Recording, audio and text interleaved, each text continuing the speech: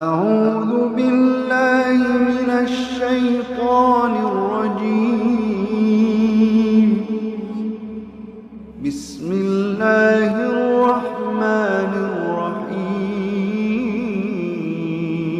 الحمد لله رب العالمين والصلاة والسلام على رسوله الكريم اما بعد فاعوذ باللہ من الشیطان الرجیم بسم اللہ الرحمن الرحیم۔ ناظرین، آج ہمارا موضوع ہے جنازہ جلدی لے جانے میں حکمت کیا ہے۔ جنازہ جب چلتا ہے تو اس کی رفتار تیز ہو جاتی ہے۔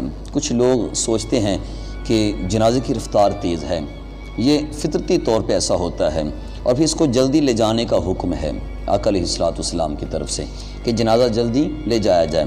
اس میں بے شمار حکمتیں ہیں، احادیث مبارکہ کی روشنی میں آپ سماعت کریں گے۔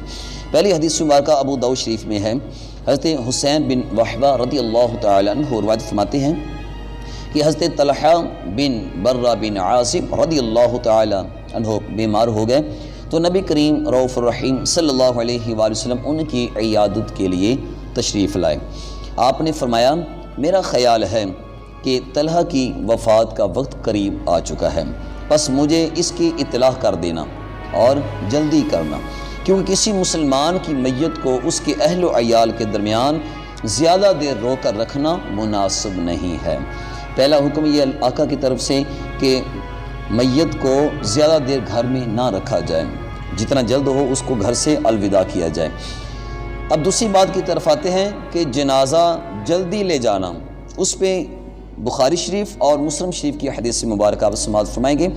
حضرت ابو ہریرہ رضی اللہ تعالیٰ عنہ روایت فرماتے ہیں، نبی اکرم شفیع معظم صلی اللہ علیہ وآلہ وسلم نے فرمایا، جنازہ جلدی جلدی لے کر جاؤ۔ اگر وہ نیک آدمی کا جنازہ ہے، وہ آدمی جس نے ساری زندگی نیکیاں کی ہیں، عبادت کی ہے، نمازیں پڑھی ہیں، اللہ میں وقت گزارا ہے، اگر وہ نیک آدمی کا جنازہ ہے تو تم اسے بھلائی کی طرف بڑھا رہے ہو۔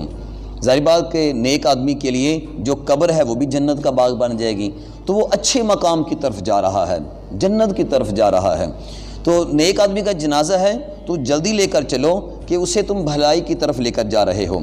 اگر وہ نیک آدمی کا جنازہ نہیں ہے، وہ کسی برے آدمی کا جنازہ ہے، اسے جلدی لے کر چلو، کیونکہ تم برائی کو اپنی گردنوں سے اس طرح اتارو گے۔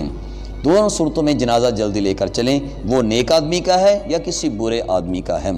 دوسری حدیث مبارکہ جو امام بخاری رحمۃ اللہ علیہ نے بخاری شریف میں نقل کی ہے، حضرت ابو سعید خدری رضی اللہ تعالیٰ عنہ فرماتے ہیں، نبی اکرم صلی اللہ علیہ وآلہ وسلم فرمایا کرتے تھے، جب جنازہ تیار ہو جاتا ہے اور لوگ اسے اپنی گردنوں پر اٹھا لیتے ہیں تو اگر وہ نیک ہے تو کہتا ہے مجھے آگے بڑھاؤ، اور اگر نیک نہ ہو تو اپنے گھر والوں سے کہتا ہے ہائے افسوس اسے کہاں لے کر جا رہے ہو، ہائے افسوس اسے کہاں لے کر جا رہے ہو۔ انسان کے علاوہ ہر چیز اس کی آواز سنتی ہے، اگر انسان وہ آواز سن لے تو بے ہوش ہو جائے۔ تو ناظرین، یہی حکمت ہے نماز جنازہ ادا کرنے میں اور اس کو جلدی لے جانے میں، جنازہ جلدی لے جانے میں، کہ آقا علیہ الصلوۃ والسلام کی طرف سے حکم ہے کہ میت کو گھر کے اندر زیادہ دیر نہ رکھا جائے، اور جب جنازہ جائے تو اس کو جلدی جلدی لے کر چلو۔